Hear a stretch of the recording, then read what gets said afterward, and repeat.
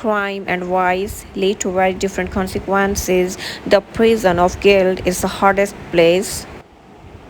We all know what happens when someone breaks the law. If a man commits murder, he goes to jail. If he robs a bank, he goes to jail. If he raises his hand and attacks another, the courts punish him. That is how the law works. But what about the crimes we cannot see? What about the person who lies to you, uses you, and plays with your heart? What about the one who leaves you doubting your worth? There is no court for that, no judge, no jail. The world watches and says nothing. The law stays silent. So it feels unfair. It feels like they won. It feels like they got away with it, but they didn't. Don't worry about them. No one escapes what they do. The world reflects the value you assign to yourself. Every wrong act has a weight, and that weight always finds its way back to the one who carried it.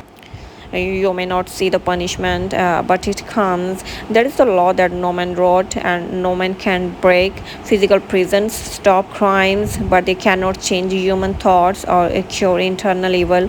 Physical prisons only lock up human bodies to protect society and enforce laws. However, walls and iron bars cannot end hidden hatred, greed, or evil inside a person's heart. Law can only punish actions that break written rules, but it cannot catch moral badness. Therefore, a person's own conscience acts as the highest court. When someone does something wrong, their inner conscience punishes them through deep guilt, which is impossible to escape. If a person feels no guilt, the evil destroys them slowly without them even realizing it.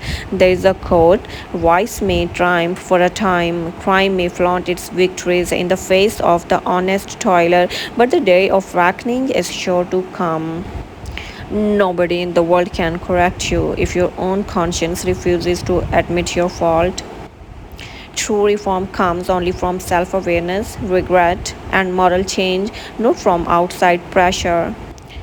I've seen it with my own eyes. People brought from heaven to ruin for the wrongs they did to others. I never saw the court that punished them. I never read the law that judged them. There was no police, no judge, no jail, but they still got punished. You can see the punishment in their lives. Their money is gone, their health is broken, their family leaves them, their peace is gone. The way they suffer shows how cruel they were before.